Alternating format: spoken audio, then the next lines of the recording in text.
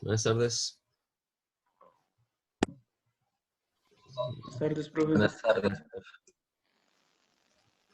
Bueno, entonces vamos a quedar donde habíamos quedado. Estábamos trabajando el tema de las relaciones TDS, ¿no? Habíamos definido la primera relación TDS, que era esta que quedaba de esta manera, ds igual a du sobre t, más p por db sobre t. ¿Listo? Entonces, bueno, estas relaciones TDS se derivaban del análisis de un sistema o de la ecuación de primera ley, ¿no? Entonces, a partir de las ecuaciones de primera ley, definíamos esta ecuación para un sistema cerrado.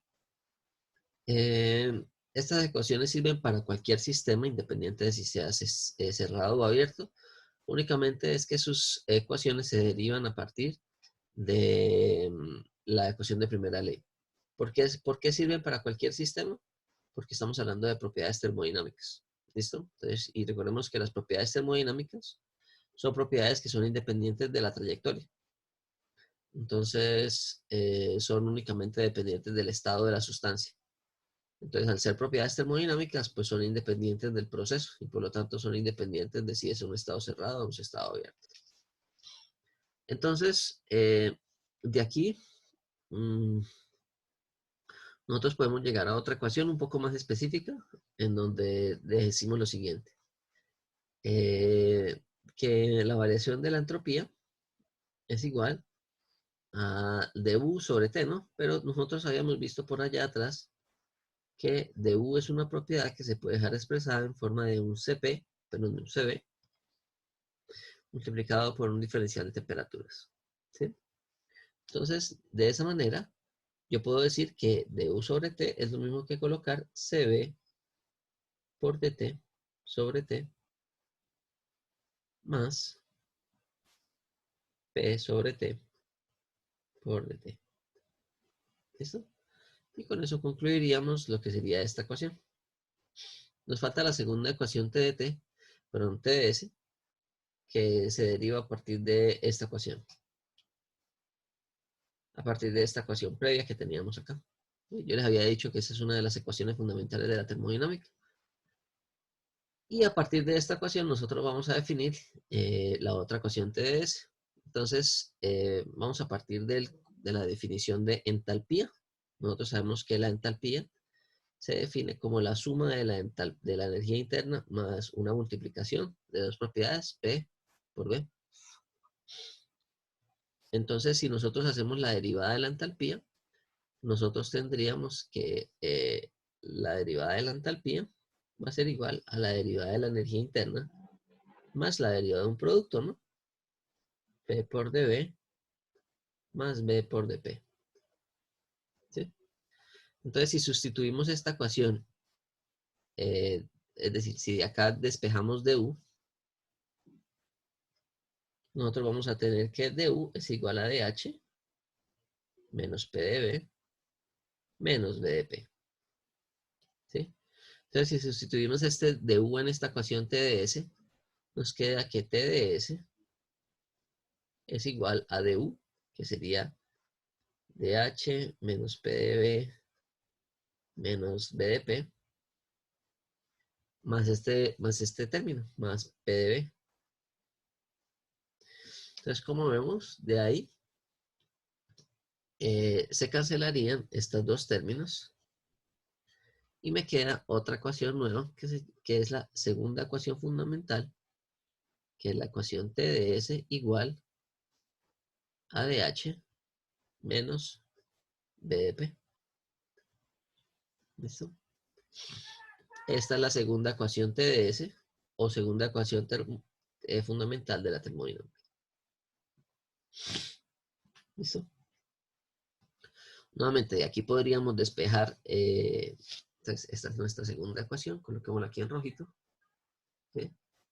Y aquí podríamos despejar la variación de la entropía.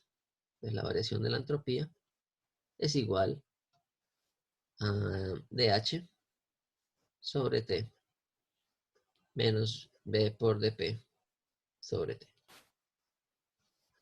¿Sí? Y nuevamente nosotros en este caso podríamos decir que dH se relaciona con otras dos propiedades termodinámicas, que serían el calor específico a presión constante. Es decir, el calor específico a presión constante es equivalente, perdón, yo aquí lo coloqué mal, ¿no? No está bien. Entonces, que dH es igual al calor específico a presión constante por un dt. ¿Listo? Entonces, eso quiere decir que de aquí yo puedo sacar otra expresión para la variación de la entropía, que sería que ds es igual a Cp por dt sobre t más, perdón, menos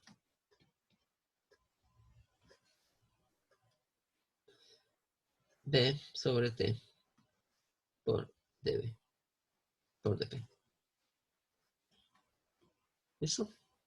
Entonces esas son las dos ecuaciones TDS que vamos a empezar a desarrollar para lo que sigue a continuación. ¿Listo?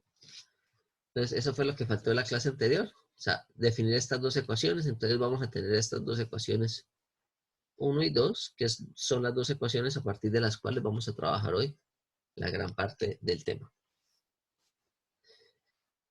Entonces, mediante esas dos ecuaciones, nosotros vamos a desarrollar qué sucedería con esas ecuaciones cuando la aplicamos a diferentes tipos de sustancias. Entonces, vamos a empezar aplicándola para sólidos y para líquidos. Entonces, en sólidos o líquidos, podemos aplicar cualquiera de las dos ecuaciones previas. Entonces, vamos a decir que esto es igual a que esto sería igual a delta S es igual, o mejor dicho, sí, delta S, que es igual a S2 menos S1, es igual. Entonces, fijémonos que aquí ya lo coloqué como delta, eso quiere decir que yo hago una integral en cada uno de los componentes, ¿no? Entonces, sería que hago la integral de la primera parte de la ecuación, de un estado 1 hasta un estado 2, de un CB sobre T por dt, ¿sí? Más P sobre T, o mejor aún, la integral de P sobre T por dB. Entonces, fijémonos en algo. Si nosotros tenemos un sólido, normalmente los sólidos, ellos no tienen capacidad de deformarse de tal manera que la frontera desarrolle un trabajo. ¿Sí? Entonces, como en los sólidos las fronteras no son capaces de realizar trabajo, nosotros decimos que simplemente su trabajo de frontera es cero. Y el trabajo de frontera es cero es porque la variación de su volumen es cero. ¿Sí? Y si la variación de su volumen es cero, pues esta variación infinitesimal, este volumen específico es cero también. Por lo tanto, todo este término se cancela. ¿Listo? Y me queda lo siguiente. Me queda que en sólidos y líquidos, yo tendría la siguiente ecuación. Yo tendría, o coloquémoslo aquí, sigámoslo desarrollando acá. Vamos a correr esto un poquito. ¿Sí? En sólidos y líquidos, me queda entonces que esto sería igual a la integral de CB sobre T por dt, entre un estado 1 y un estado 2. ¿Sí? Ok, ahora, nosotros habíamos dicho que cuando nosotros teníamos CB, que es función de la temperatura, ¿no? O sea, este término es función de la temperatura, entonces yo no lo puedo sacar de la integral. Entonces, pero yo puedo decir que si el diferencial de temperaturas es pequeño, yo puedo asumir ese CB como un CB promedio y que permanece constante. Entonces, al yo decir eso, estoy diciendo que delta S o S2 menos S1, yo lo podría aproximar, ¿sí? Entonces, coloquemos aquí como aproximado a la integral, considerando que ese CB permanece constante a un valor promedio. Entonces, bueno, recordemos otra cosa. En sólidos o líquidos, el calor específico a volumen constante o a presión constante no tiene sentido, por lo que los sólidos no se deforman. Es decir, no se expanden ni se contraen. Se consideran que son incompresibles. Entonces, eso querría decir que ese CB, que se convierte en un calor específico y lo va a llamar un calor específico promedio, estaría multiplicando al logaritmo natural de una temperatura 2 menos sobre una temperatura 1. ¿Sí? Y a esto es lo que nosotros llamaríamos como un proceso isoentrópico. Perdón, entonces aquí tenemos algo importante. Y aquí podríamos nosotros concluir lo siguiente, que la variación de entropía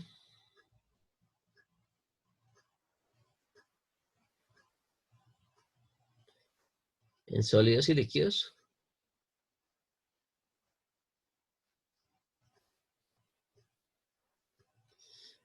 depende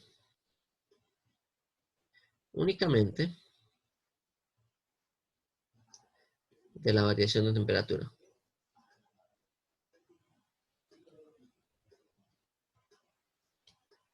¿Listo? Entonces coloquemos aquí un caso especial. ¿Qué sucede en sólidos y líquidos? Cuando yo digo que estamos hablando de para un proceso isoentrópico. Entonces, para un proceso isoentrópico simplemente estamos diciendo que delta S es igual a 0. Y si delta S es igual a 0, ¿qué nos estaría diciendo esta ecuación? ¿Qué características debería tener el proceso si estamos hablando de un sólido o un líquido que permanece su entropía constante?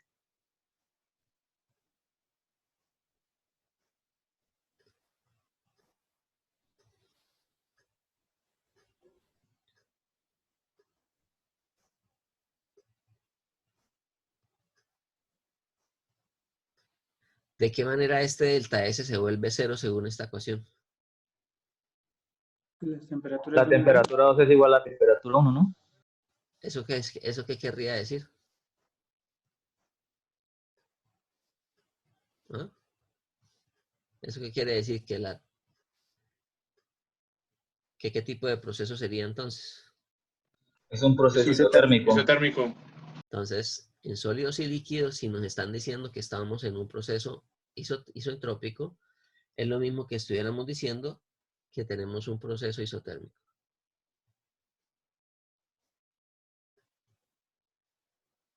¿Listo? Entonces, si usted tiene una barra de acero y esa barra de acero, no sé, está involucrada en un proceso y en ese proceso la barra de acero ni se calienta, ni se enfría, ni nada, estamos diciendo que su entropía se permanece constante. ¿Listo? Bueno, eso para lo que son los sólidos y líquidos. ¿Listo? Ahora miremos qué ocurre en gases ideales. En gases ideales sí hay algunas diferencias. Pero antes de hablar de las diferencias con respecto a los sólidos y líquidos, vamos a hablar de las ecuaciones que describen el comportamiento de un gas ideal.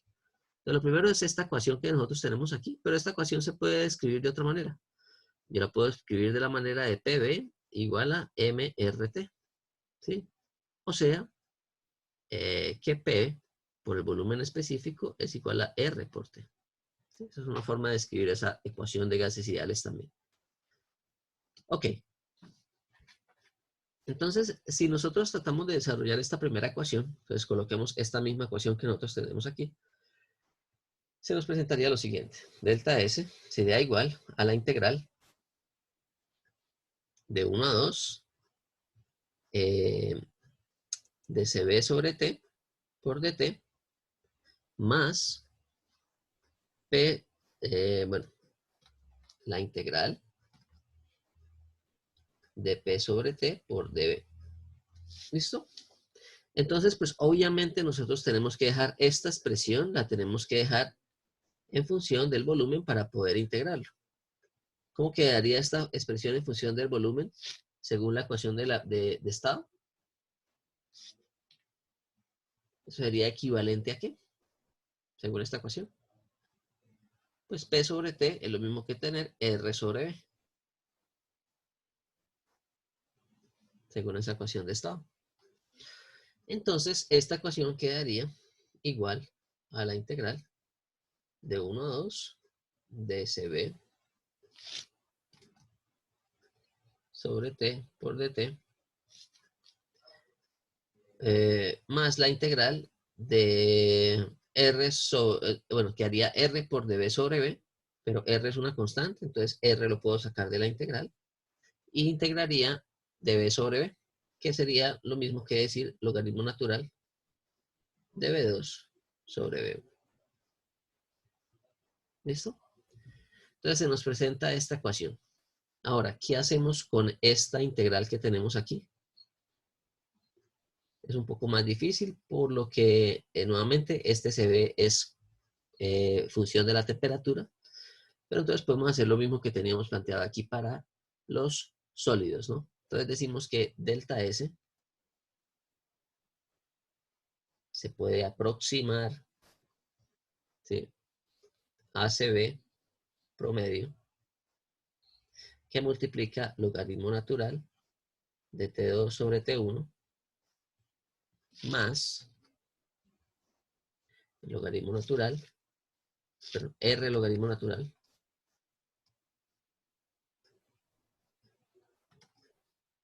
de B2 sobre B1. ¿Listo? Y con eso concluimos el análisis de gases ideales mediante esta ecuación TDS.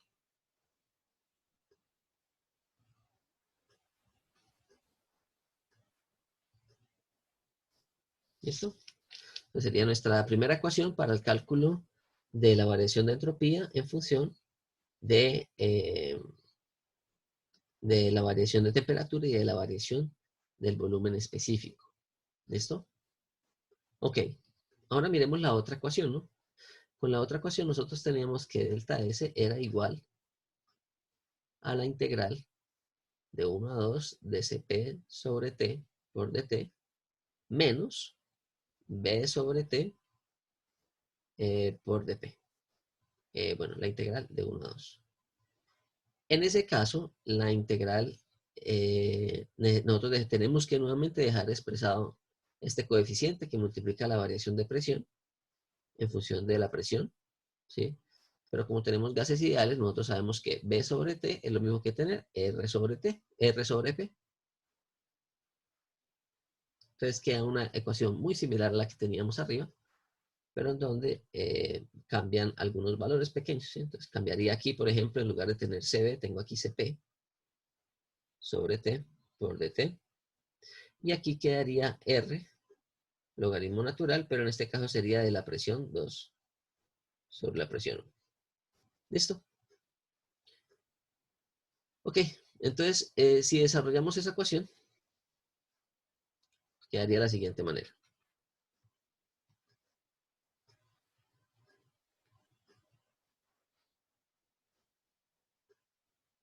Entonces, delta S, nuevamente, ¿qué hacemos con esta ecuación? Pues en este caso tenemos dos alternativas. La primera alternativa que tenemos, entonces vamos a colocarlo aquí como dos alternativas. Entonces, para sacar el valor que correspondería a este primer término, tenemos dos alternativas. Una primera que sería la solución aproximada de esa integral, que sería básicamente expresar esto, como lo hicimos tanto en sólidos como en el caso anterior, que delta S quedaría igual a un Cp promedio que multiplica el logaritmo natural de T2 sobre T1 y que a esto yo le voy a sumar R, logaritmo natural de P2 sobre P1. ¿Listo? Nuevamente, esa sería una solución aproximada aquí. ¿Listo? Y es aproximada por este factor. ¿Sí? Por lo que yo estoy asumiendo que en la integral para la temperatura, el valor del calor específico se mantiene constante en el proceso. Entonces, para procesos con variaciones de temperatura pequeñas, yo podría decir que sí, que efectivamente la variación del calor específico es muy pequeña. O sea, que se puede asumir que es constante en el desarrollo de ese proceso. Bueno, sin embargo, existe una solución exacta para este caso. Entonces, la solución exacta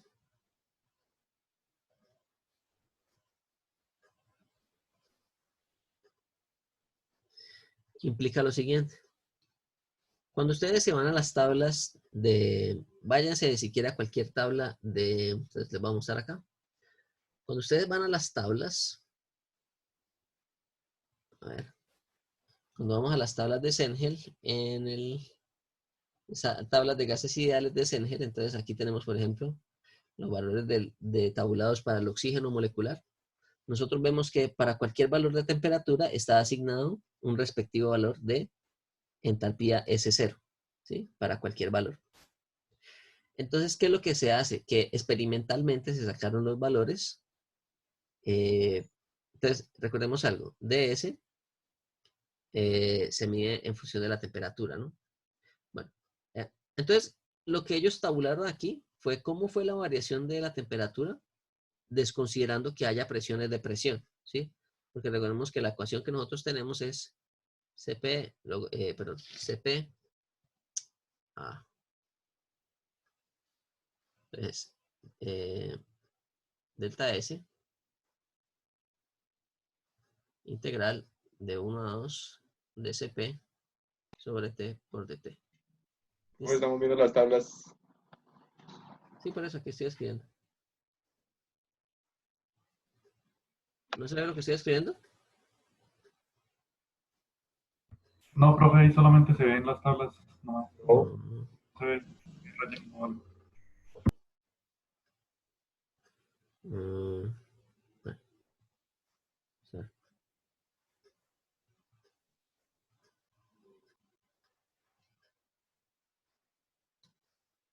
¿Listo ya? A ver.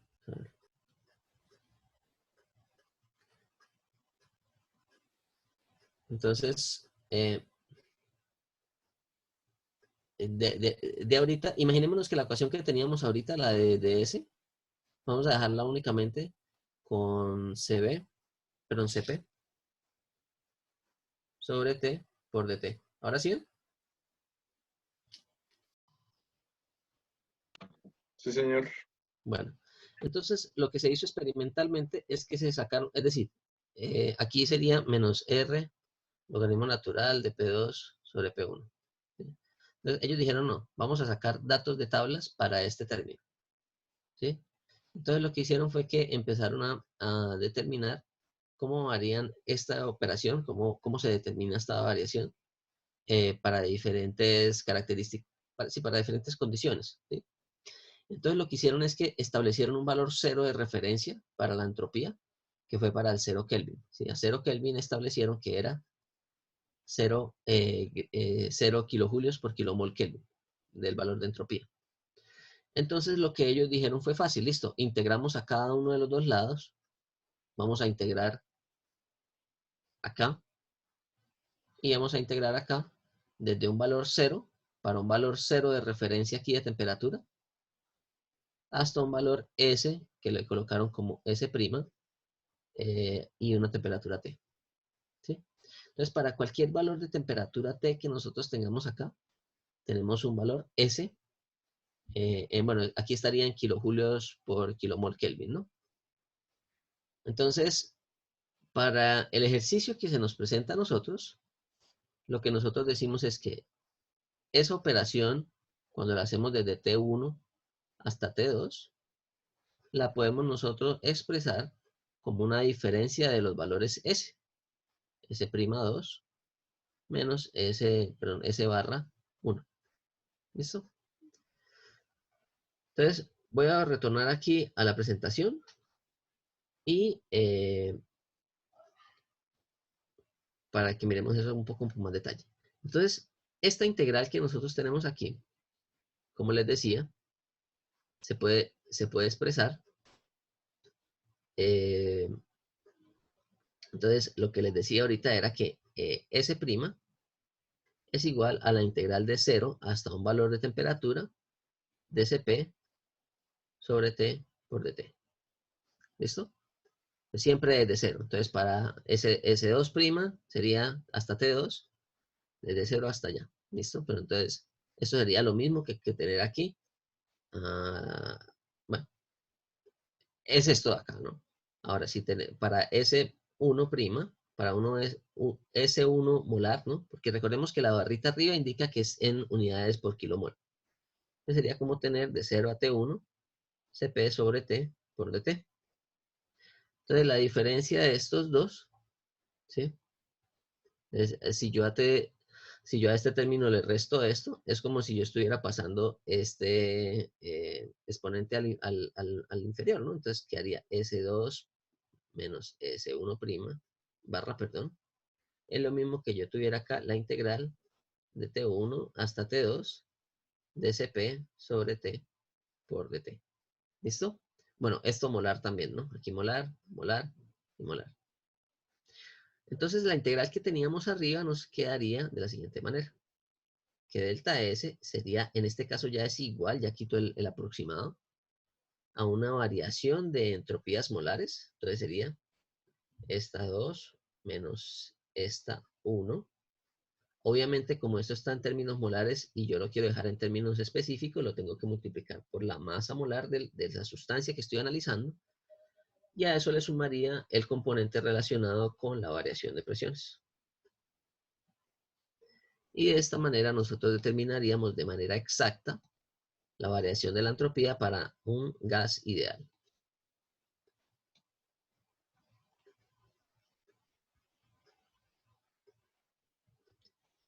Pueden utilizar cualquiera de las dos. Normalmente en tablas únicamente hay valores de entalpías para, así de manera completa, para el vapor de agua y para un refrigerante.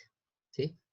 Las tablas de gases ideales únicamente me dan los valores de entropías, ¿sí? Para un valor de presión definida que normalmente es 25 grados. Perdón, que es una atmósfera. ¿Listo? Entonces, esos valores de entropía que están en las tablas únicamente me estarían indicando valores de entropía en función de la temperatura. O sea, no estaríamos considerando nosotros el efecto de la presión.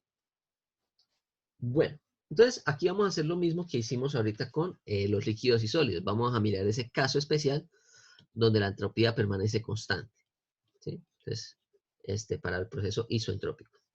Entonces, fijémonos aquí algo importante sobre esta ecuación. Y es que, bueno, tanto para esta como para esta, cualquiera de estas ecuaciones que estamos mirando acá, nosotros tenemos que, bueno, definamos esta primero.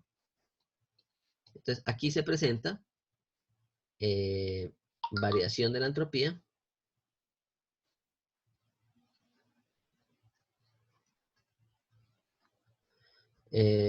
como función o como de función, ¿sí? De una variación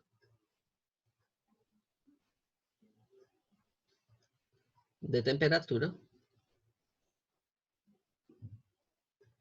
y volumen específico.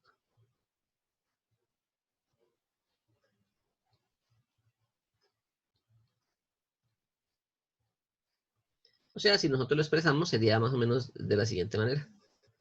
Un S, ¿sí? En función de la temperatura y el volumen específico. ¿Listo? Eso es lo que nos permitiría determinar esta ecuación que tenemos acá. En el caso de aquí abajo, es lo mismo, solo que en este caso estaríamos analizando la entropía o la variación de la entropía como función de la temperatura y la presión. Normalmente este caso de acá, este par de ecuaciones de acá, es más utilizado que en función del volumen. ¿Listo? Entonces, ahorita de pronto miramos un caso de lo que ocurriría en un compresor. ¿Listo? Bueno. Entonces, como les dije, vamos a mirar qué sucede cuando nosotros asumimos un proceso donde se mantenga constante la entropía. ¿Sí? Entonces vamos a mirar ese caso particular aquí.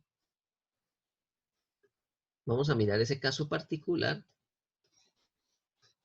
para un proceso isentrópico. Entonces, para un proceso isentrópico,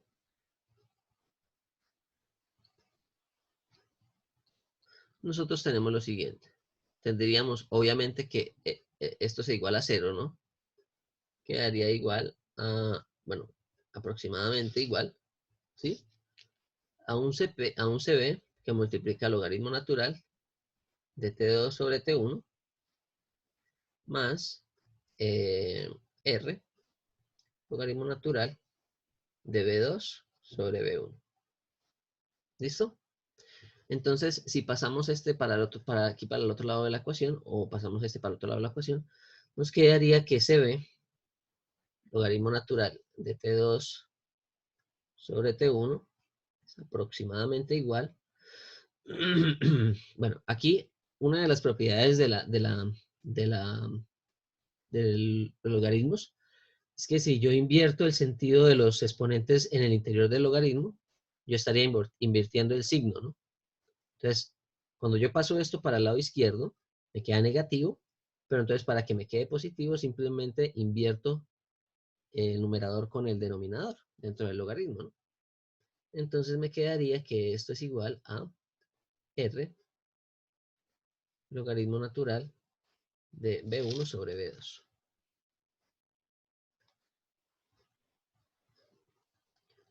¿Listo? Ya vamos a mirar para qué es que son útiles estas relaciones. Entonces, recordemos que en alguna diapositiva aquí atrás yo les dije que los procesos isoentrópicos son procesos con los cuales se trata de analizar en la mayoría de los casos los equipos de un sistema, ¿no? Entonces, si a mí me dicen que estamos analizando una turbina o una bomba, generalmente el proceso isoentrópico siempre es un proceso que marca un referente. Entonces, por eso es que identificar las variaciones de otras propiedades para un proceso isoentrópico son muy importantes. Entonces, aquí hay que desarrollar unas ecuaciones adicionales. Entonces, recordemos lo que decía la ecuación de Mayer. La ecuación de Mayer decía que el Cp era igual al Cv más el valor de la constante del gas, ¿no? Entonces, si vamos allá por allá los apuntes de calores específicos, nosotros nos iremos a cortar de esa ecuación. Ahora, si de esa ecuación despejamos R, entonces decimos que R es igual a Cp menos Cv. ¿Listo? Entonces, cuando nosotros dividimos, o cuando nosotros hacemos lo siguiente, no, recordemos que esto lo podemos pasar al exponente y esto lo podemos pasar al exponente, pero antes de hacer eso, vamos a hacer lo siguiente. Vamos a decir que logaritmo natural de T2 sobre T1 es igual a R sobre CB. ¿Sí? R sobre CB. Y R es esto que tenemos acá. Nos quedaría CP menos CB sobre CB. ¿Listo? Pues, nuevamente esto es una aproximación porque viene de un análisis aproximado. Logaritmo natural de B2 sobre B1. Perdón, de B1 sobre B2. Ahora sí, nosotros podemos pasar el exponente aquí, el exponente acá, y sacamos exponencial a ambos lados, de tal manera que despejamos una relación de temperaturas en función de volúmenes. Entonces nosotros decimos que T2 sobre T1 es aproximadamente igual a B1 sobre B2 elevado a un exponente que sería, bueno, aquí otra cosa importante, Cp sobre Cv era ¿qué? Lo habíamos definido como ¿qué?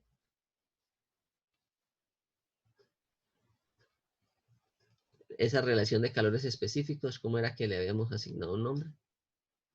Entonces, si van allá a sus apuntes, a ese le habíamos dado que se llamaba K y que era un coeficiente de expansión adiabática, ¿no?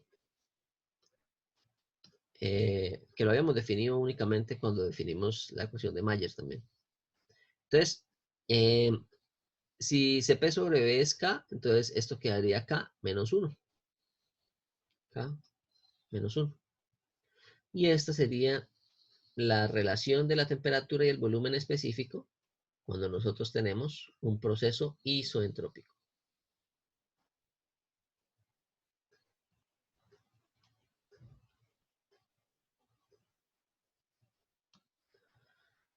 ¿Listo? Bueno, ese mismo procedimiento no lo voy a hacer así tan al detalle.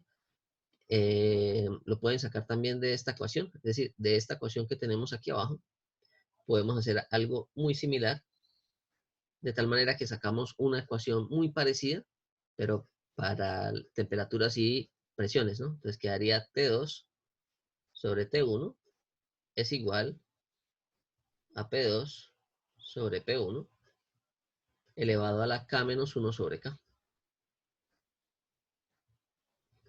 ¿Sí? Entonces les voy a pedir que revisen el desarrollo de esa ecuación, solo para que... pero es lo mismo que hicimos aquí, ¿no? Simplemente que acá, en lugar de tener nosotros acá CB, tenemos SP. Bueno, entonces estas dos ecuaciones para proceso politrópico, y digo isotrópico. Ahora, si nos damos cuenta, nosotros podríamos juntar estas dos ecuaciones y ¿qué sacaríamos? Una relación entre quién y quién.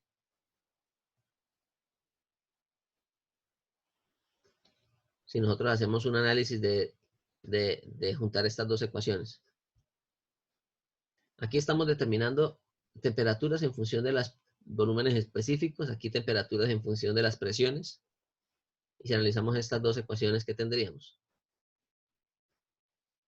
Una relación entre quién y quién. Sería entre los volúmenes específicos y las presiones. Exactamente. Nos faltaría la otra relación entre volúmenes específicos y presiones. Entonces, si las igualamos así nomás, nos quedaría que B1 sobre B2 a la K menos 1 sería igual a P2 sobre P1 a la K menos 1 sobre K. ¿Listo? Entonces, como en este caso lo que nos interesa a nosotros es siempre dejar expresado uno en función del otro elevado a un exponente, pues vamos a despejar de aquí P2 sobre P1. Si yo despejo P2 sobre P1, eso quiere decir que a B1 sobre B2 lo tengo que elevar a ¿qué factor? Pues eso quiere decir que aquí tendría yo que multiplicar por K sobre K menos 1 y este también por K sobre K menos 1. Entonces, ¿cuánto nos quedaría esto? B1 sobre 2 elevado a ¿qué?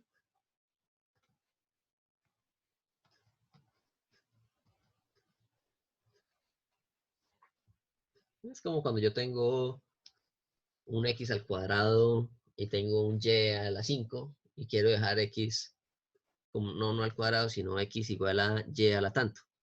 ¿Sí? Entonces, lo que les digo, tendría que multiplicar aquí por K y dividir por K menos 1 para que me cancele todo y me quede 1. Y lo mismo lo tendría que hacer aquí, ¿no? El exponente, multiplicar esto por K sobre K menos 1. Entonces se me cancela este con este se me cancela con este, se me cancela con este. Y me queda este P2 sobre P1, sería igual a B1 sobre B2 elevado a K. Esa sería la otra relación que existe para procesos isoentrópicos para determinar fácilmente las relaciones entre temperatura, presión y volúmenes. Ahora, esta ecuación que tenemos aquí en particular tiene algo también muy importante, y es lo siguiente. Si nosotros seguimos desarrollando esta ecuación, vamos a multiplicar P2 por B2 y P1 por B1. Entonces me quedaría que P2 por B2 a la K es igual a P1 por B1 a la K. ¿Esta ecuación se nos hace reconocida? ¿Se nos hace familiar? P por B a un exponente igual a P por B o igual a un exponente. ¿Igual a qué?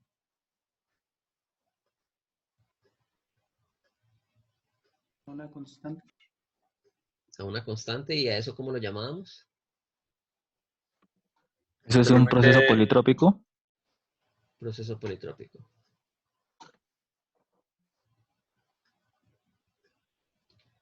Entonces, ahora, si nosotros estamos analizando un sistema cilindro-pistón, ¿sí? Si nosotros tenemos aquí un sistema cilindro-pistón, y en ese sistema cilindro-pistón nos dicen que hay una expansión politrópica, perdón, si nos dicen, por ejemplo, que aquí hay una compresión, ¿sí? Voy a inventarme aquí un ejercicio. Vamos a decir que tenemos un sistema cilindro-pistón, como por ejemplo lo que sucede en un compresor de aire, ¿sí? En un compresor de aire yo comprimo una cantidad de aire para meterlo dentro de un tanque.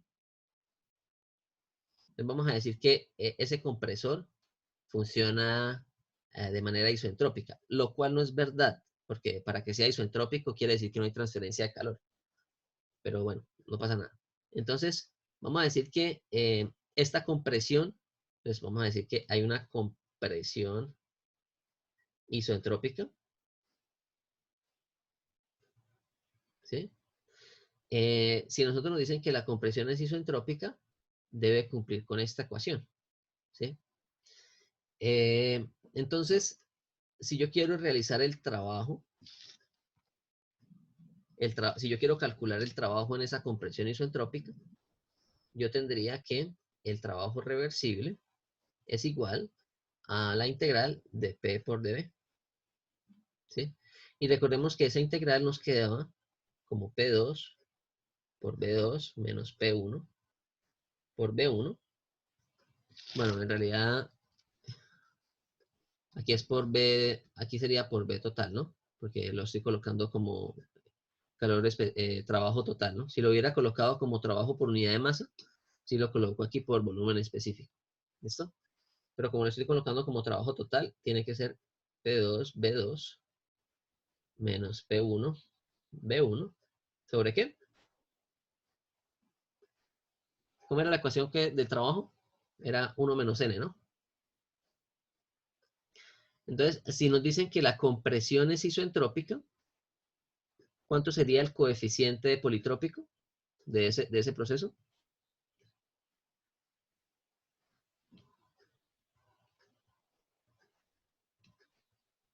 ¿Cuánto sería el coeficiente politrópico si nos dicen que la compresión es isoentrópica? Si la compresión es isoentrópica, nuevamente debe cumplir con esta ecuación, ¿sí? Y si el proceso cumple con esta ecuación, ¿de cuánto sería el coeficiente n?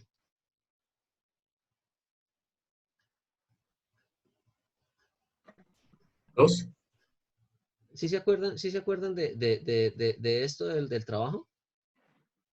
Que nosotros decíamos que cuando n era igual a 0, entonces era un proceso isobárico, ¿N igual a 2? que cuando n era igual a 1 era un proceso isotérmico, que planteaba una excepción de esta ecuación, ¿no? Es que para n igual a 1 yo no lo puedo calcular de esta manera, sino que era con un logaritmo natural, ¿sí? Ya le respondo. Y cuando n era igual a infinito, decíamos que el proceso era isocórico. ¿Listo? Entonces, recordemos que la ecuación para un proceso politrópico cualquiera, bueno, y para un proceso politrópico cualquiera, pues quedaba como n igual a n, ¿no? ¿Sí? Por ejemplo, si me decían que n era igual a 1.5, pues es un valor n. ¿Listo? Que no es ninguna particularidad. Entonces, para un valor n cualquiera, llamábamos que era un proceso politrópico. ¿Sí? Cualquiera que no fuera estos. Ahora, en el caso de los procesos isoentrópicos, ¿sí? Que es esto de acá, proceso isoentrópico, el coeficiente n es este exponente al cual se está elevando el valor b. Entonces, en los procesos isoentrópicos, n sería igual a k. ¿Sí? Y k es la relación de Cp sobre Cb. Si nos vamos a las tablas de Asengel, nosotros vamos a ver que ese valor k está en la tabla A1 perdón, A2, ¿sí? Aquí. Entonces en la tabla A2 me dan los valores del coeficiente K para diferentes sustancias. A ver. ¿Listo? Para diferentes sustancias que tenemos aquí nos dan el coeficiente K cuando estamos evaluándolo a 300 Kelvin. ¿Listo? Entonces vamos a mirar un ejemplo aquí rápido de cómo se utilizarían estas ecuaciones. Entonces, listo. Entonces,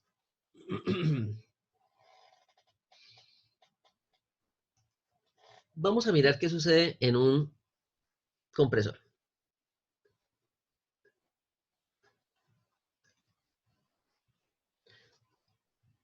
Aquí tenemos un compresor, ¿no? Esto es un compresor, compresor de pistón reciprocante.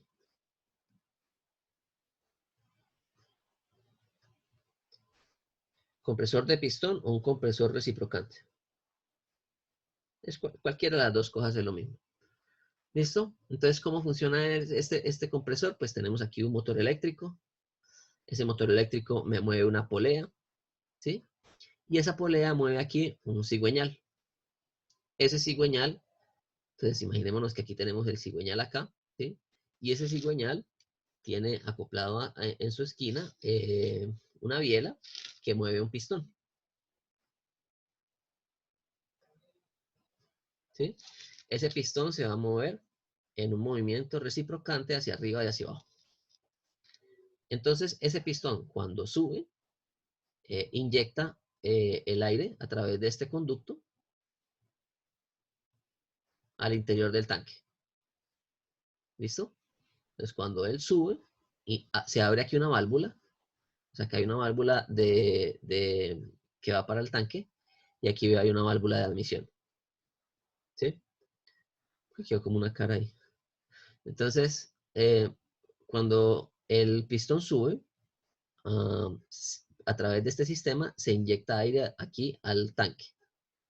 ¿Sí? Cuando el pistón baja, se abre esta válvula que tenemos aquí y entra el aire atmosférico al interior de la cámara. ¿Listo? Entonces, ese pistón, vamos a mirar qué sucede cuando hay un ciclo. Entonces, imaginémonos que el pistón está en su posición inferior. ¿Sí? Y se va a comprimir hasta un punto por acá que es una compresión que ocurre antes de que se abra la válvula de acceso aquí al sistema, ¿no? Entonces, imaginémonos que nuestro pistón está aquí, en el interior de una camisa o émbolo, ¿sí? Y que ese pistón se va a mover entre un punto muerto inferior y un punto muerto superior, ¿sí?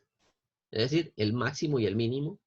Y vamos a decir que la válvula se abre únicamente cuando llega al punto muerto superior, lo cual no es cierto, ¿no? Normalmente la válvula se abre antes de que llegue a ese punto muerto superior, si no, no estaría entrando aire, si no, no estaría entrando el aire al tanque, ¿no? Entonces vamos a colocar aquí la válvula que va para el tanque, la vamos a colocar aquí, y la válvula de admisión la vamos a colocar aquí abajo. Normalmente son unos cheques, ¿sí? Unas válvulas de cheque. Entonces que cuando el sistema está en vacío, se abre, que sería esta. Esta se abre cuando se crea un vacío, que es cuando baja el pistón. Y esta otra se abre cuando hay una compresión del cilindro que va para el tanque. ¿Sí están entendiendo acá esto? Sí. Listo. Entonces tenemos aquí, estas dos son las dos válvulas. ¿Listo? Entonces, vamos a suponer, porque como les digo, esta válvula se abre antes de que llegue al punto muerto superior. Vamos a suponer que cuando se hace esta compresión, desde este volumen en rojo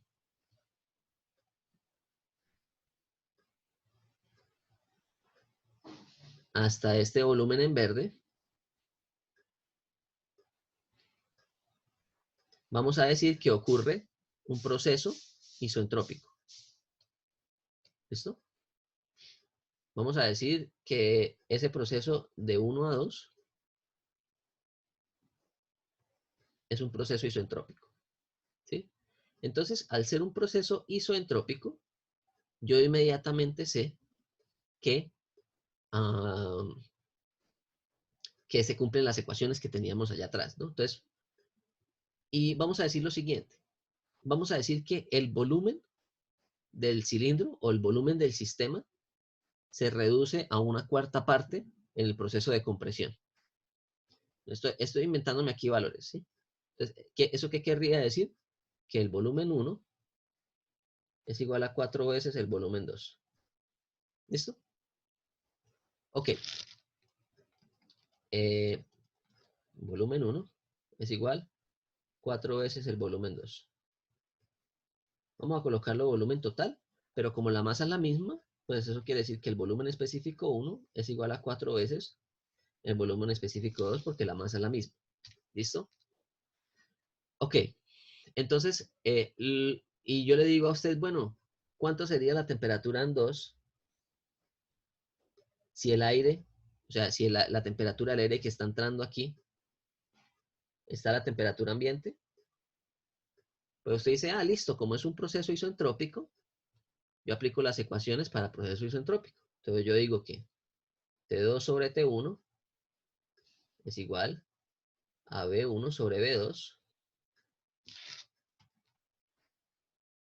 elevado a un valor K menos 1. ¿Cuánto sería esta operación? B1 sobre B2, ¿cuánto daría? O mejor aún, si acá despejamos T2, nos queda que T2 sería igual a T1, que multiplica al volumen 1 sobre el volumen 2, elevado a un valor K menos 1. ¿Cuánto es esta relación? B1 sobre B2. Aquí la tenemos, ¿no? Si me dicen que el volumen se está reduciendo a la cuarta parte, quiere decir que el volumen 1 es 4 veces el volumen 2. O sea que toda esta operación es 4. Independiente de que no me digan cuál es el volumen, ¿sí? O sea, aquí no me están diciendo cuál es el volumen inicial ni cuál es el volumen final. Lo único que me están diciendo es en cuánto se redujo el volumen. ¿Listo? Ustedes han escuchado en el mundo automovilístico una cosa que llaman la relación de compresión.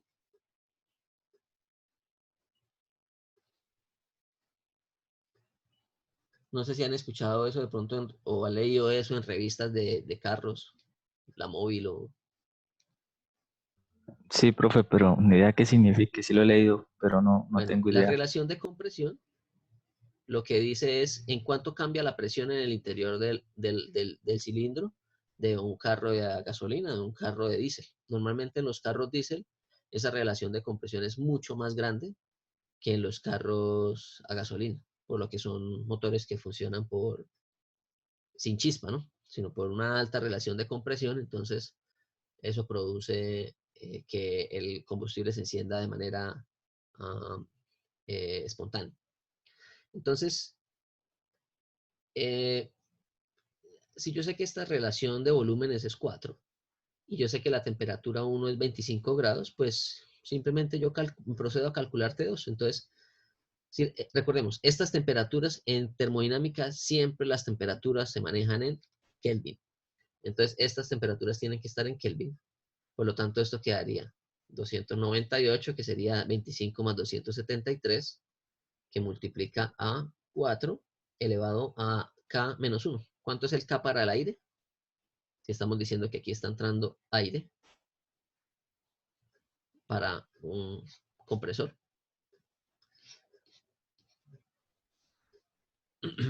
¿Cuánto sería eso? Bueno, el K para el aire, si se van allá a las tablas, como le mostré ahorita, es 1.4. ¿Listo? Que es la relación de CP sobre CB. Entonces, 1.4 menos 1 sería a la 0.4.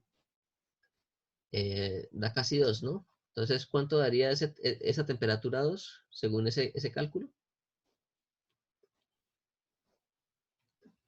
4 a la 0.4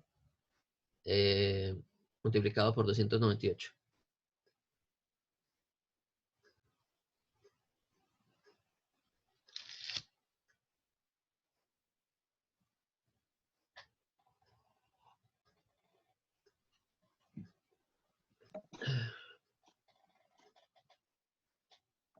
Quinientos 518.84. 518.3. Ok. O sea, alrededor de, bueno, si le quitamos 200 da 300, 200, ¿cuánto? Bueno, 273 serían, no, 100 algo, 140 y pico. 144, ¿no?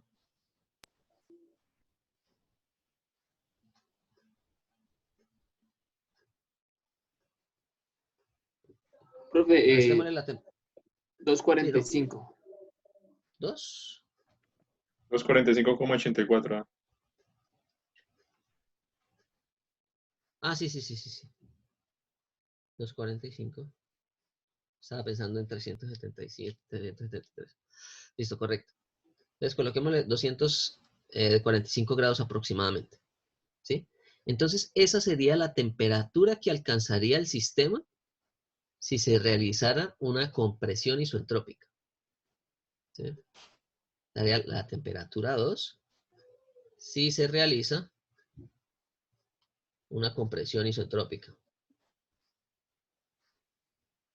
Una compresión con delta S igual a 0. Obviamente, en un compresor uno nunca tiene estas temperaturas tan altas, ¿no?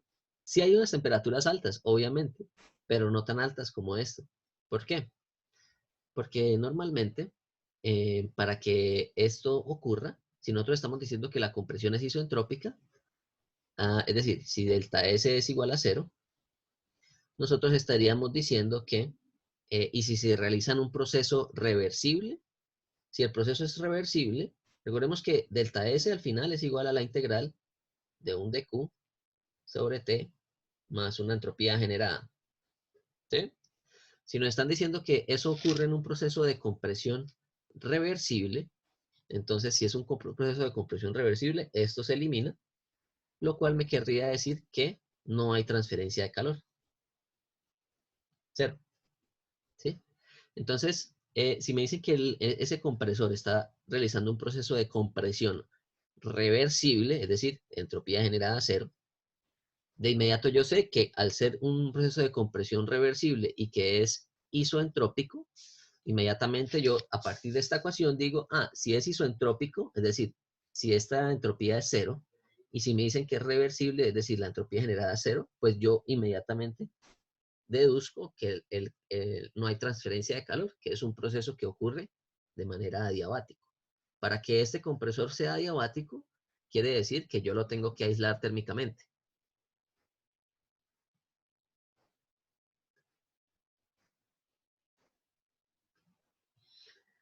Y nosotros sabemos por experiencia, no sé si ustedes han visto compresores o conocen cómo funciona el cilindro de un carro. ¿Qué características tiene este compresor aquí? ¿Qué tiene el compresor ahí alrededor del pistón? Ustedes, no, ustedes en el próximo semestre van a ver transferencia de calor, ¿no? Pero ¿qué creen que tiene este compresor? ¿Qué creen que tiene este sistema cilindro-pistón?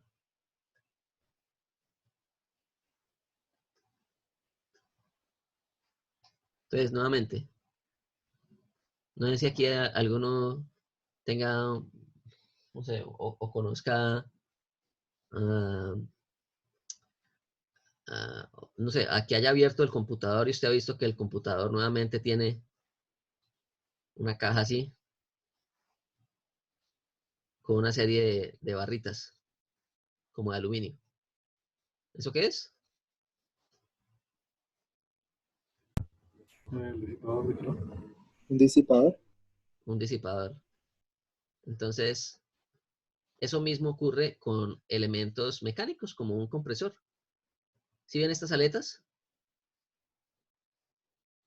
Todas estas aletas que inclusive los tienen también las motos. ¿Sí? Esto es muy parecido a lo que sería el motor de una moto. Entonces, estas barritas que vemos acá, que las voy a dibujar en rojo, cada una de estas barritas son disipadores de calor. ¿Sí? Entonces, lo que ocurre en la realidad en un compresor es que el compresor está permanentemente disipando ese calor, ¿sí? Al disipar ese calor, pues obviamente no se alcanzan estas temperaturas tan altas, se alcanzan unas temperaturas menores. Pero si está disipando calor, quiere decir que el proceso no puede ser isentrópico. ¿Listo?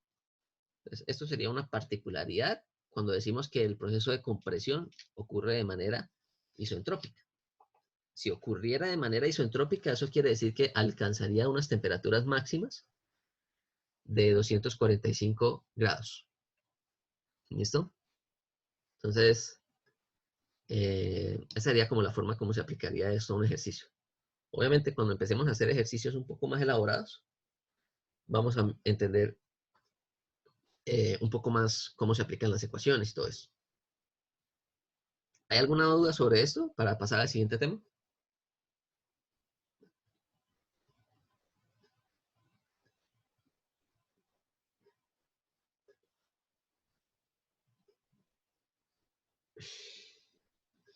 Sí, déjenme verificar si hay algo adicional de esto para...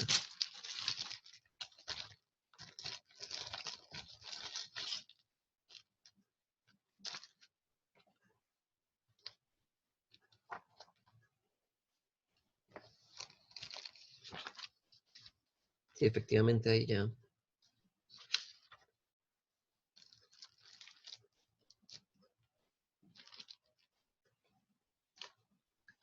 Antiguamente, o sea, previamente, yo les había dicho, por ejemplo, que esta compresión ocurría isobárica, ¿no? De manera isobárica, ¿sí? Si ocurre de manera isobárica, eso quiere decir que el coeficiente politrópico es cero, ¿no? O sea, ¿qué era lo que ocurría, por ejemplo, cuando nosotros teníamos la compresión de un cilindro únicamente realizada por la presión atmosférica, ¿no? Pero en muchos casos esa presión es forzada con algún sistema, ¿no? En este caso, el sistema que me está forzando esto es el sistema, bueno, aquí está la biela del cilindro, ¿no? Y esa biela es operada por un motor eléctrico, ¿no? Entonces, si ustedes se dan cuenta aquí, existe este motor eléctrico, ¿sí? Como les digo, ese motor eléctrico me mueve un sistema de correas, ¿sí? Me mueve una correa que mueve aquí otro sistema, ¿sí? Y acá hay un cigüeñal. Entonces, este cigüeñal se está moviendo, ¿sí? Y está haciendo que este pistón suba y baje. Entonces, yo estoy forzando la compresión de ese sistema, ¿sí? Como la estoy forzando, eso no puede ocurrir a presión constante, tiene que ocurrir con variaciones de presión, ¿sí? Y esas variaciones de presión, ¿esas variaciones de presión qué? Esas variaciones de presión pues hacen que mi sistema no pueda ser isobárico, ¿sí? Tiene que ser de otro tipo. Entonces, esa compresión puede ser, pues según lo que me diga el ejercicio, ¿no? Entonces, si la compresión es isobárica, es decir, presión constante, quiere decir que el coeficiente es N es 0. Si la compresión es isotérmica, el coeficiente es 1. Si no hay compresión, es decir, si el proceso es isocórico, el coeficiente es infinito y por lo tanto su trabajo es 0. Y si la compresión es isoentrópica, quiere decir que este coeficiente es igual a K. ¿Listo? Entonces se pueden presentar cualquiera de esas 4 alternativas en un proceso de compresión. Cualquier alternativa que no cumpla con estos criterios, pues es simplemente una compresión con un coeficiente politrópico n sub i. ¿Listo? Un valor n sub i diferente a cualquiera de estos. ¿Sí? Entonces, nuevamente voy a escribirlo acá para que esto quede claro. N igual a 0, isobárico. N igual a 1, isotérmico. N igual a infinito, isocórico. N igual a K, isoentrópico. Y N igual a N, politrópico. ¿Listo? Esos son los diferentes procesos que puede seguir un sistema que se está comprimiendo o que se está expandiendo en un sistema de frontera móvil, ¿no? Entonces, esto, recordemos que esto es un sistema con frontera móvil. ¿Sí? Entonces, es un sistema cilindro-pistón en donde se está deformando la frontera de mi volumen o de mi sistema que estoy analizando. Bueno, entonces retornemos a donde estábamos.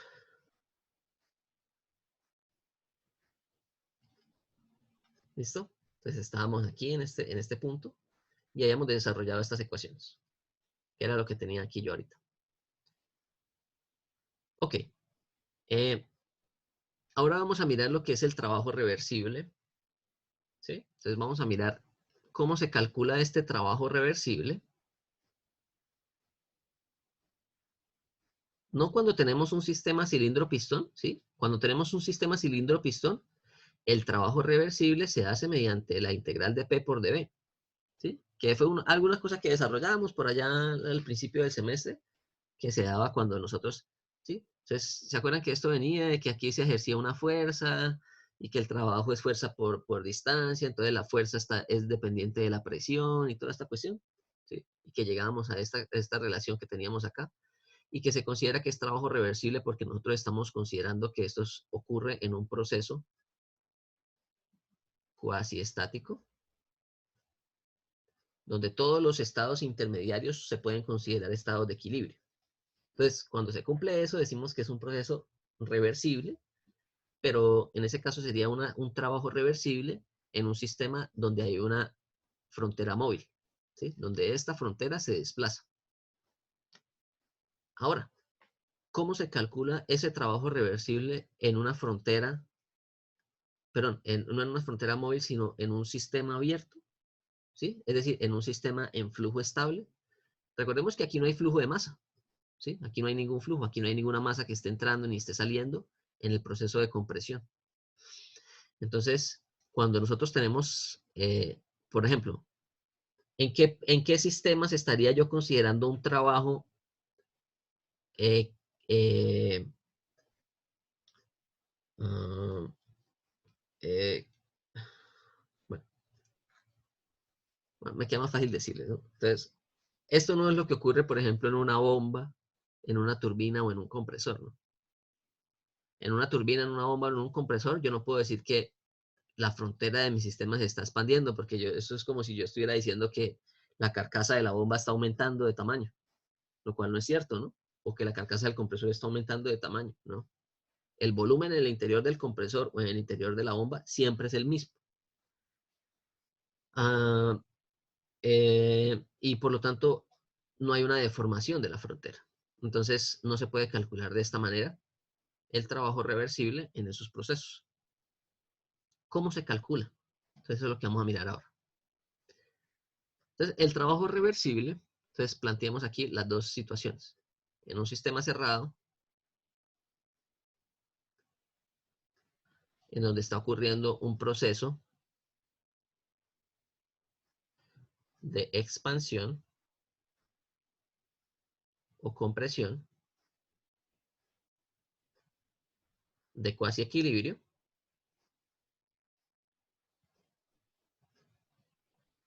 decimos que el trabajo reversible es igual a la integral de P de B.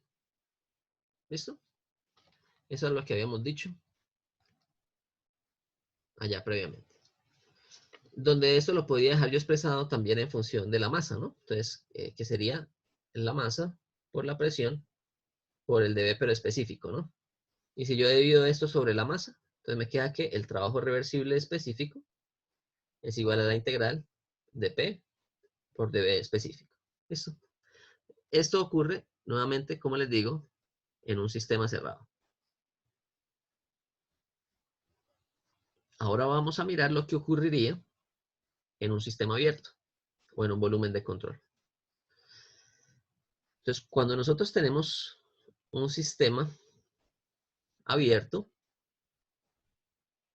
en flujo estable o estacionario, en flujo estacionario, en flujo estacionario o en flujo estable o en flujo permanente, ¿sí? Un sistema abierto o volumen de control. vamos a mirar cómo se desarrolla ese trabajo reversible.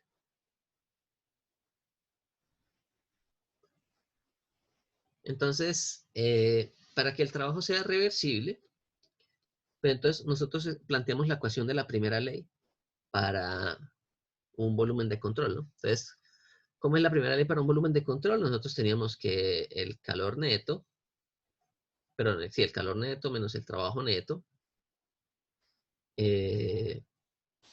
más, vamos a considerar que vamos a considerar que es un, ¿qué? Por ejemplo, un compresor, en donde hay una única entrada y una única salida, ¿sí? De tal manera que la masa que entra, bueno, la masa que entra siempre es igual a la masa que sale, ¿no? Pero entonces vamos a decir que aquí podemos factorizar la masa, ¿sí? Y multiplicar por una entalpía o una energía de entrada menos una energía que sale, ¿sí? Una energía asociada a un flujo y una energía asociada a un flujo que entra y un flujo que sale. Y que esto es igual a la derivada de la energía del volumen de control en el tiempo, que como es en régimen estacionario o estable, es cero. ¿Listo? Entonces aquí estamos considerando, por ejemplo, para un compresor que tenemos aquí. ¿Listo? Ok, y aquí estamos analizando un estado 1 y un estado 2. Perfecto. Entonces, esta energía que nosotros tenemos acá, recordemos que este E que yo les planteé acá, es una energía que en teoría debe incluir todas las formas de energía de una masa que está entrando, ¿no? Entonces, ese E que yo coloqué ahí es lo mismo que colocar que es una entalpía más una energía cinética más una energía potencial, ¿no? ¿Sí? Lo estoy colocando en minúscula porque ya saqué la masa, ¿no?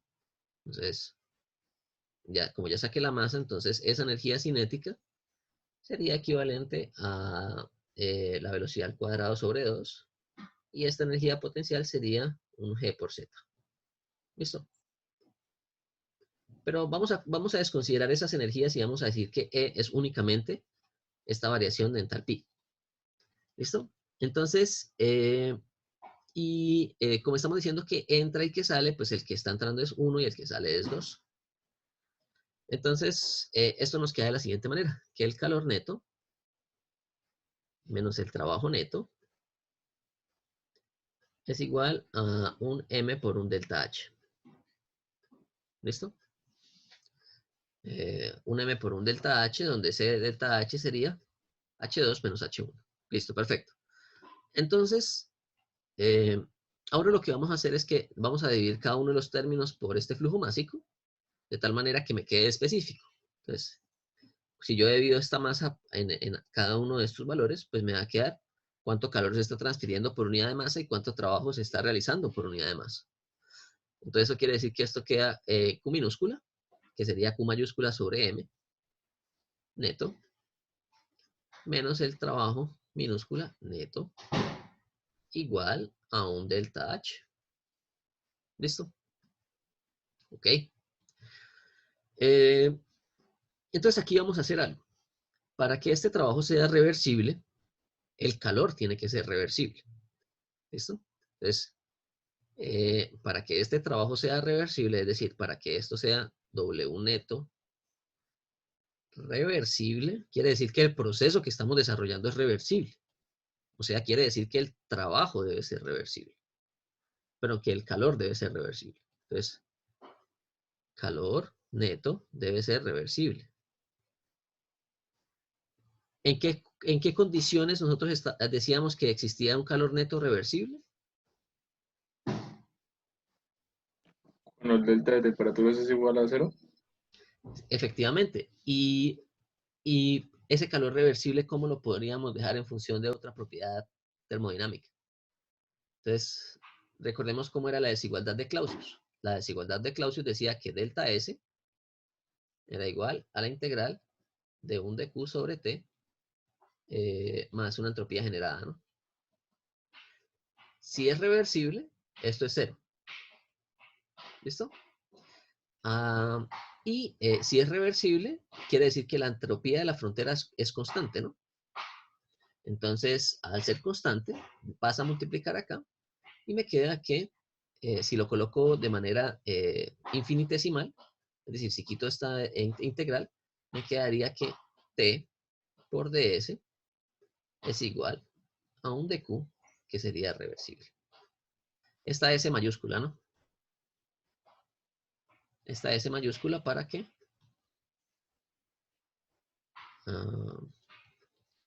Si lo coloco con T minúscula, pues quedaría T por ds minúscula igual a un dq reversible. ¿Listo? Entonces, dq reversible yo lo puedo dejar en función de propiedades termodinámicas, ¿no? Que sería T por ds. Listo.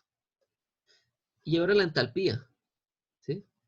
Si vamos a lo que planteé al inicio de la clase de hoy, entonces yo les había dicho que existían unas ecuaciones fundamentales de la termodinámica, ¿sí?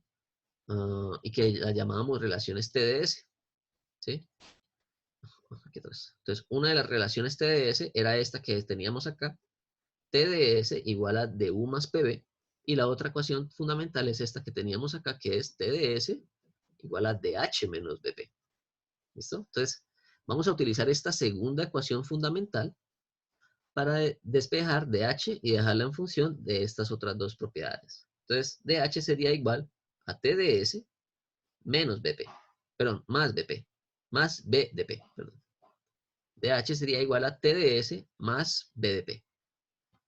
Entonces, volvemos aquí, ¿sí? Entonces, la segunda ecuación fundamental nos dice que TdS es igual a dh menos b de p.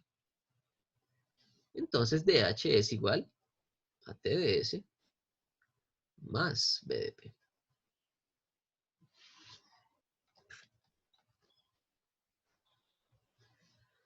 ¿Listo? Entonces, si despejamos de acá el trabajo neto, nos queda que el trabajo neto sería igual a ¿cuánto?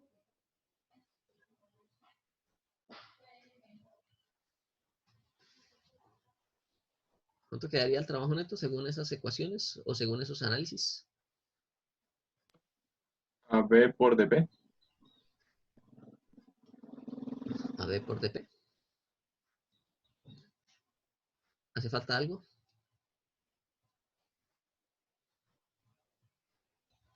Menos, ¿no?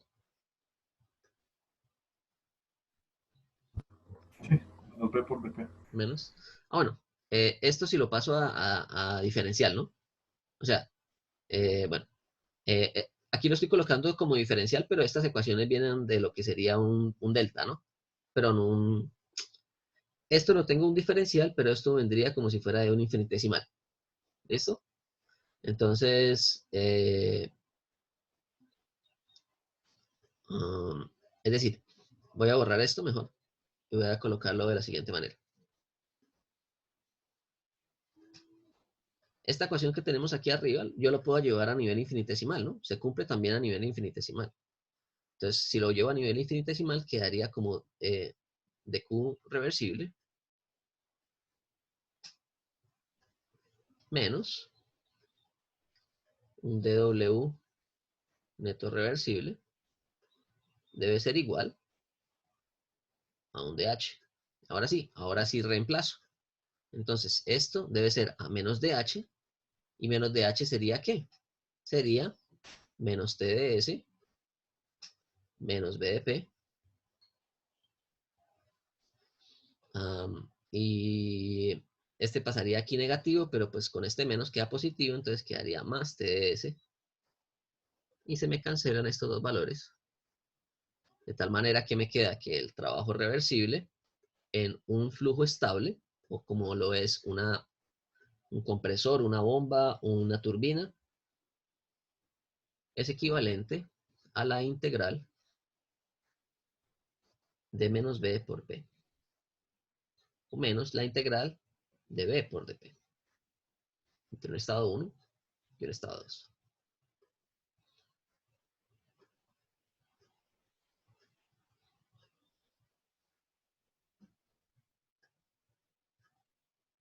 ¿Listo? Y a esto lo llamamos trabajo reversible en flujo estable.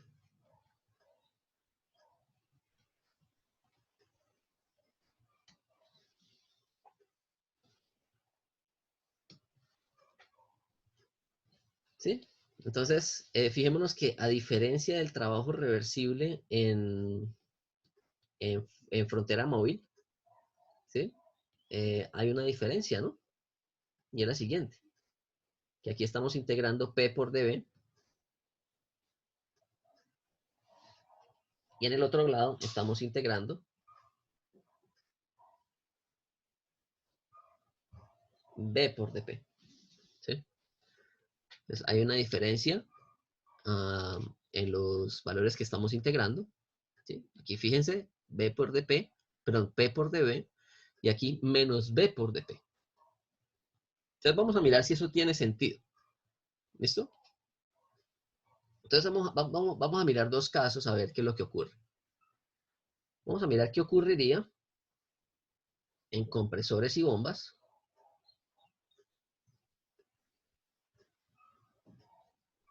Y vamos a mirar qué ocurriría en turbinas.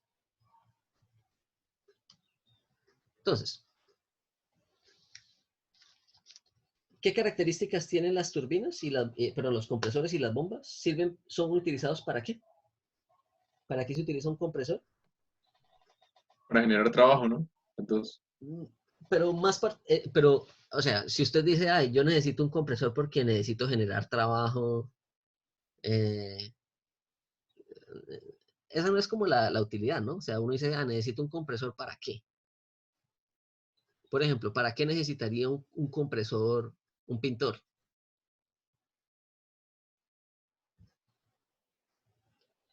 O sea, ¿qué es lo que uno busca con un compresor? A mí no me interesa tanto generar bueno, el, al final el trabajo se realiza, ¿no? Pero ¿cuál es cuál es la utilidad? Por ejemplo, ahorita que le mostré el para, compresor, ¿yo para para el qué? flujo de un ¿Para qué? fluido, ¿no? Y ese flujo se da ¿por qué? Porque tengo un gas ¿qué? ¿En qué condición queda el gas después de que yo lo paso por un compresor? Un gas comprimido, ¿no? O sea, ¿qué sucede con la presión? Su presión aumenta, ¿no? ¿Sí? Entonces, en un compresor o en una bomba, entonces en un compresor sería en un gas y en una bomba sería en un líquido. ¿Qué pasa con el delta P en un gas o en un líquido? ¿Es positivo o negativo?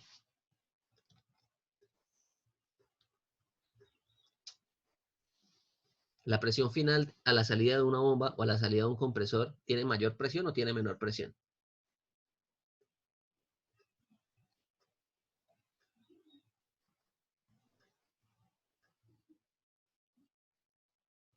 Pensemos en el Tiene compresor mayor. de ahorita. Va a ser mayor, ¿no? Entonces este signo va a ser positivo. Si delta P es positivo en compresores y bombas, obviamente el volumen específico siempre va a dar un valor positivo porque no tendría sentido tener un volumen específico negativo. Entonces, si delta P es positivo en compresores y bombas, el trabajo daría positivo o negativo.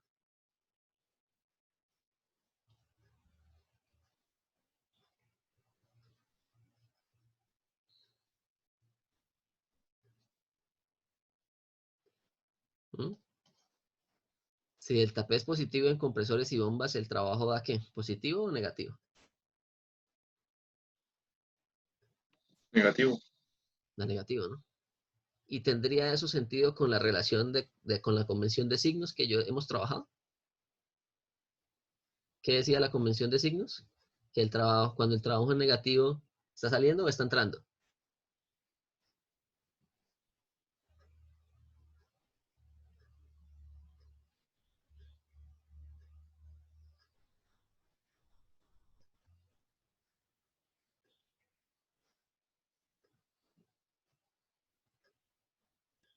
Está entrando. Está entrando. O sea, tiene sentido, ¿no? Porque los compresores y bombas generalmente el trabajo entra porque yo estoy utilizando un motor eléctrico o estoy utilizando un motor de combustión interna, alguna cosa se está utilizando para proporcionar un trabajo en el compresor o en la bomba. ¿Listo? Ahora, en la turbina, ¿qué sucede? En la turbina sucede todo lo contrario. En la turbina, la variación de presión es negativa porque siempre a la salida de la turbina nosotros tenemos una presión negativa, o una presión menor a la de entrada. Entonces, al ser esto negativo, pues el trabajo reversible quedaría positivo. ¿Tiene sentido que dé positivo el trabajo en una turbina? Entonces, si es positivo, cuando es negativo está entrando, cuando es positivo quiere decir que está saliendo. Y eso es lo que ocurre efectivamente en una turbina, ¿no? Entonces, en una turbina sale trabajo, se le suministra un trabajo a un sistema. Entonces, esas son algunas de las características de estos sistemas. Flujo estable, ¿no? Entonces, en el flujo estable, el calor, perdón, el trabajo realizado se calcula mediante esta ecuación, ¿no? Pregunta. ¿Qué requerirá más trabajo? ¿Comprimir un líquido o comprimir un gas? Entonces, vamos a plantear acá dos situaciones. Vamos a mirar qué sucede en un compresor y qué sucede en una bomba. ¿Mm? Entonces, miremos esta ecuación que tenemos acá. ¿Qué consumirá menos trabajo? ¿Listo? ¿O qué consumirá más trabajo? Usted me dirá cómo me responde. O es decir, ¿en qué sistema voy a gastar más energía? Si quiero producir la misma cantidad de compresión. ¿En una bomba o en un compresor? ¿Qué creen? En una bomba. ¿En una bomba voy a gastar más o menos?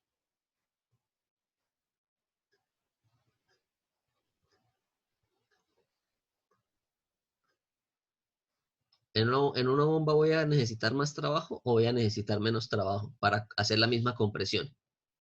Imagínese que usted tiene aire y tiene agua y ambos los quiere comprimir al doble de presión. Si usted lo tiene a presión atmosférica, si usted lo quiere llevar a 2 atmósferas. ¿En cuál de los dos sistemas se requerirá más energía? ¿En la bomba o en el compresor? ¿Qué piensan?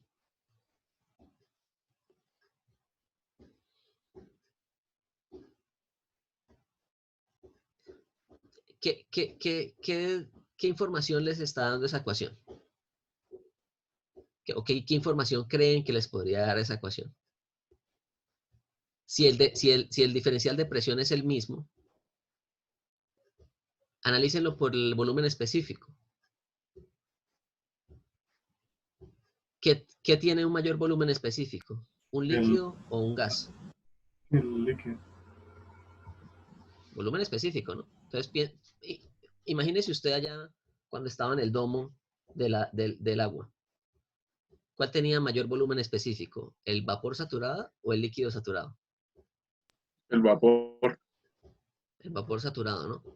Entonces, nuevamente, les pregunto, ¿en cuál de los dos creen que se va a gastar más energía? ¿En el compresor o en la bomba para producir la misma compresión?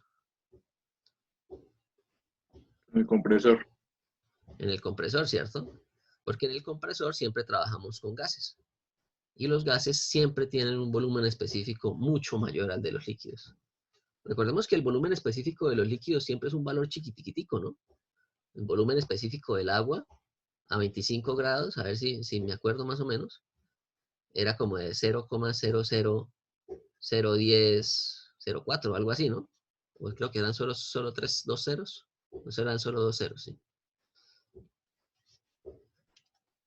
Normalmente es un valor muy pequeñito, ¿sí? Ahora, el volumen específico...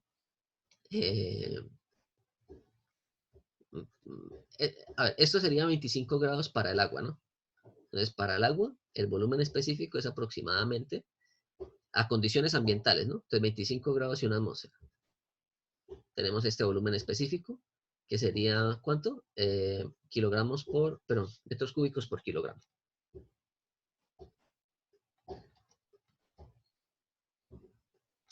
Ahora, imaginémonos que tenemos, no sé, tenemos el nitrógeno del aire, ¿sí?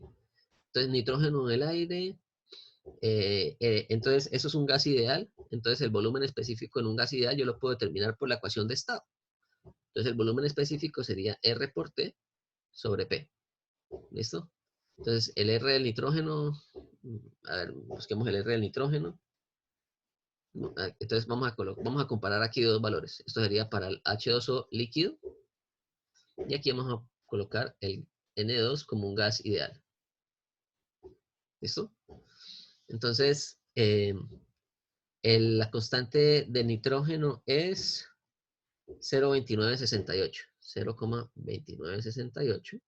Lo multiplicamos por la temperatura del Kelvin, que esto sería a 25 grados y una atmósfera. Entonces sería aquí 298 sobre 100 kilopascales.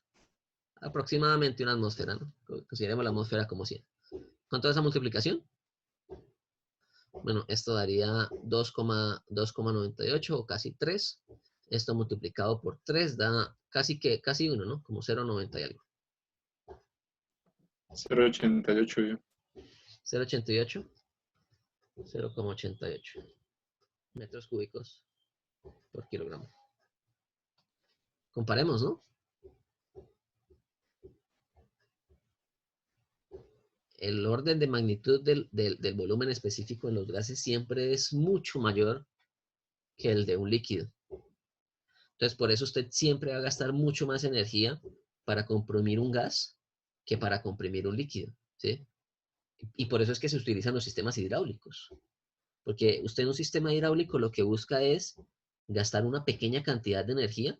O sea, yo coloco acá un input pequeño porque para comprimir un líquido se necesita poca energía, porque su volumen específico es muy pequeño, ¿sí? Si su volumen específico es muy pequeño, yo aplico una poca energía, una pequeña energía para producir una diferencia de presión alta.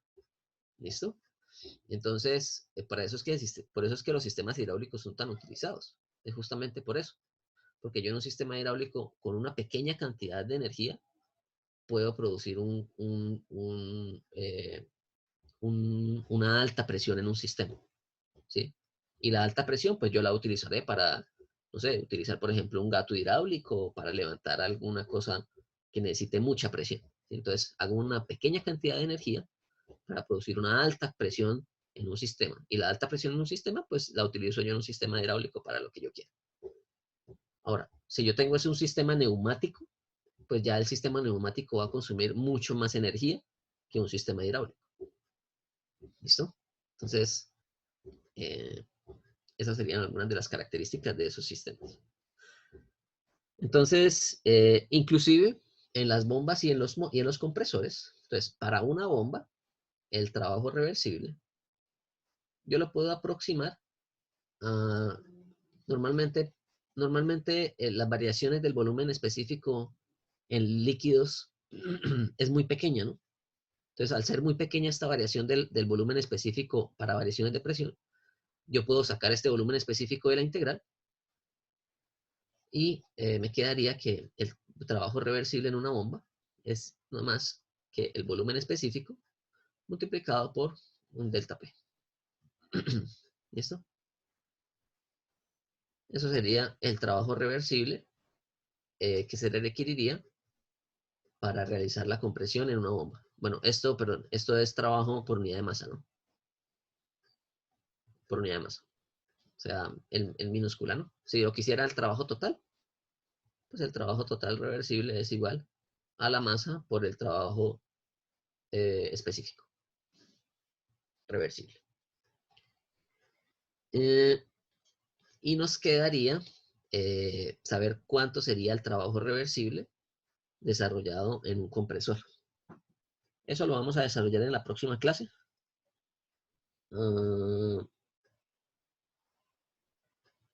Porque quedaría un poco más, que nos extenderíamos mucho en la clase de hoy. Antes de que terminemos la clase, les quería hablar del parcial, ¿no? Entonces, muchachos, el parcial queda para el 5. Yo creo que en la próxima clase estaremos terminando el tema. Y el próximo martes vamos a hacer clases de ejercicios. El próximo martes y el próximo jueves podríamos revisar ejercicios para que tengamos ahí una serie de ejercicios desarrollados antes del parcial. Yo, esta semana, al final de esta semana, cuando terminemos ya el tema, les dejo un taller para que lo revisen el fin de semana. Y en la próxima clase y en la próxima semana, pues yo les preguntaré de ese taller cuál quieren que yo resuelva. Y resolvemos los ejercicios, pues, que ustedes prefieran. Recuerden que también hay un trabajo, ¿no? No sé cómo van con ese trabajo. Recuerden que el trabajo lo dejé por allá al principio del semestre. Y yo les recomendé, pues, que lo fueran estudiando desde el principio del semestre para que no les quede acumulado al final. ¿Sí lo hicieron? Entonces, ese trabajo me lo tienen que sustentar después del parcial. Entonces, el parcial es el 5. Y la idea es que los trabajos los sustentemos en la semana siguiente. ¿Se acuerdan que es el trabajo de matriz energética, no? Entonces, yo les voy a colocar yo les voy a subir una rúbrica al Moodle para que ustedes verifiquen qué es lo que yo les voy a pedir en la exposición. De todas formas, ¿en el qué? En el programa del curso, ahí está más o menos explicado cómo es la exposición, ¿no? ¿Qué es lo que deben tener en cuenta? Entonces, si tienen dudas sobre eso, les sugiero que las vayan haciendo desde ya. Entonces, mañana pues estaré disponible en la hora de consultas, al mediodía, desde la 1 más o menos hasta las 4 de la tarde, que es el tiempo que tengo dedicado para consultas. Como este semestre nadie me ha buscado, no sé si es por lo que estamos en la cuestión remota y eso, pero en el semestre pasado me buscaron desde antes. Solamente hubo una persona que me buscó. Entonces, pues, supongo que van bien. Entonces, esto... Una pregunta. muchachos, ¿sí? Más o menos, ¿cuánto debe durar la presentación? 20 minutos máximo. Máximo 15 minutos, coloquémosle, para que podamos hacer varias presentaciones en una sola clase. O sea, la clase son 2 horas, ¿no? Entonces, vamos a tratar de hacer, son 8 cursos, ¿no? Entonces, son 8 cursos. Lo ideal sería hacer 3 presentaciones por... no alcanzaríamos a hacer, si lo hacemos de 20 minutos, sí, si hacemos las presentaciones de 20 minutos, en 2 sesiones hacemos todos los temas. ¿Listo? Entonces, 20 minuticos. ¿Listo? 20 minutos y 20, ahí serían 1 hora y media, ¿no? 1 hora y 20. Entonces, 20 minutos. ¿Sí? Entonces, recuerden, contexto, cómo son las conversiones de energía y de lo que han aprendido en el curso, cómo pueden relacionarlo con esas conversiones de energía. ¿Listo? Entonces, hablar de la eficiencia de esos equipos. Entonces, por ejemplo, si usted tiene un generador eléctrico, tiene que decir cómo es la eficiencia de la conversión del aire en energía eléctrica, en donde hay unas pérdidas, ¿sí? Recordemos que las pérdidas hacen referencia a la segunda ley, ¿no? Que son todas las irreversibilidades de un sistema. Y el contexto, que es decir, en Colombia hay tanta energía hidráulica, hay tanta energía de carbón o de gas natural, el gas natural se saca de unos gasíferos, el gas natural se quema y esa energía térmica de la combustión se convierte en energía mecánica, por ejemplo, si es en una turbina a reacción o si es en una caldera. Entonces, eso condensado en 20 minutos. ¿Listo? Lo más condensado posible en 20 minutos. ¿Listo, muchachos? Entonces, mañana les pido, por favor, es más, les voy a pedir que me busquen para que discutamos sobre el tema de la presentación. ¿Listo? Bueno, muchachos, quedamos así. Nos vemos el miércoles. ¿Qué? Jueves. Hasta luego, profe. Muchas Bueno, gracias. profe, que esté bien. Listo. Chao, pues. Chao, profe. Chao.